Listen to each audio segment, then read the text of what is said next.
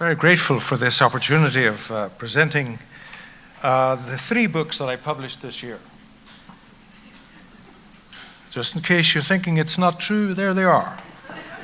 Quite unintentional, actually. This is the principal one. We'll talk about that first. This was the one that was designed to be published this year. It came out in June. It was in my mind for many years. I wanted to understand how 2 key figures in the New Testament, namely a man named James and another named Paul, should actually run up against each other in a way that was not very, shall I say, Christian. At least it reads that way in Galatians 2:11-14, where Paul will say, and this is all because of James that Paul says this, I opposed Peter to his face because he stood condemned. That's so un-Mennonite, never mind un-Christian, one would think. But James was behind all that. Well, who is this James? And of course, that got me going. I've got to find out more about James because I know very little about him. Somehow or other, he has been suppressed, hidden behind closed doors or something, until a big book that's on the table down there of 1,000 pages came out. It was in our library, entitled simply, James, the brother of Jesus. Oh, now that puts a spin on all of this. I kind of put down at the bottom the brother of Jesus business because we're not really interested in that. We have Jesus, so why do you need his brother? Well, apparently the early church did, and we'd kind of suppressed that brother. He was the eldest except for Jesus, and probably took up the reins. I would suggest he did, although if you were to read Acts, you wouldn't know you're talking about James, the brother of Jesus. His name appears about 4 times, just mentioned, which is very unusual, because all other people in Acts are all identified clearly, given a bit of a heritage, but not this James. So that got me interested. I better find out more about this. And then I discovered in our library here a 1,000-page book about James alone. And I thought, okay, I'm going to take a year to read this one. Well, it took about a month because he kept repeating himself all the time. His name is Robert Eisenman, for the record. And his business in writing that book was to show that Paul was utterly mistaken.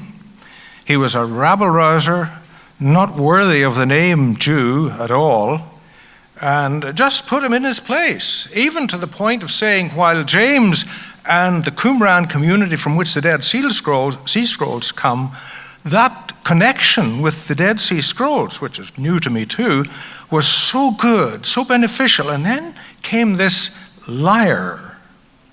Yeah, there's a liar talked about in the Dead Sea Scrolls. And Eisenman identifies Paul as the liar. Now, I got my PhD studying Paul.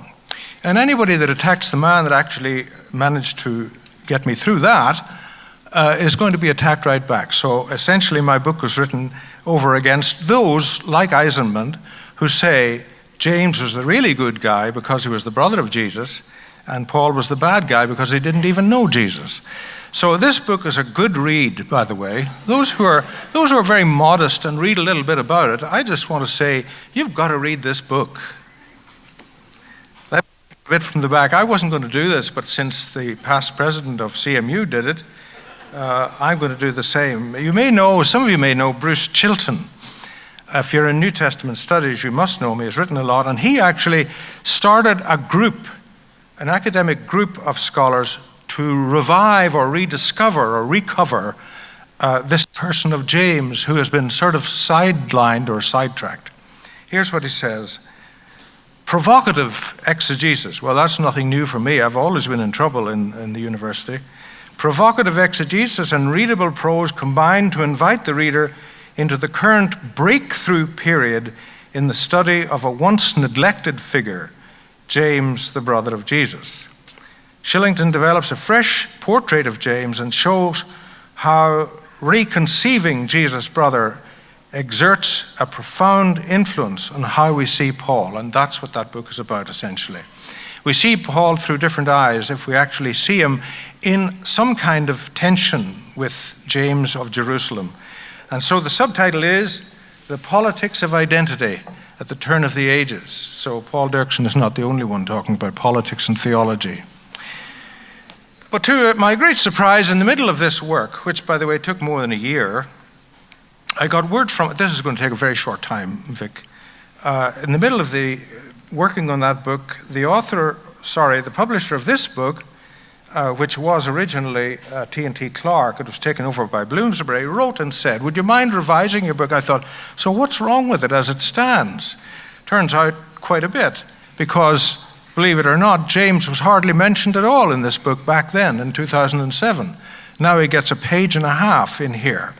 This little book, entitled An Introduction to the Study of Luke Acts, is for entry-level students in a university or a college like this, where there is a course on Luke Acts. It's called Luke Acts hyphenated because it's said that the author of Luke was also the author of Acts, and so on. So that little book came out this year. I revised it and it came out just about the same time.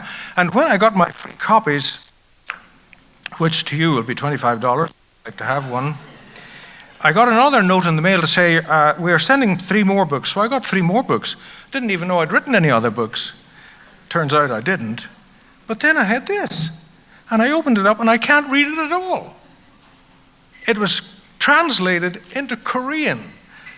Wow, I didn't know that they were translated into Korean, except that this translation is the 2007 model. Really, it's time for me to quit, I think.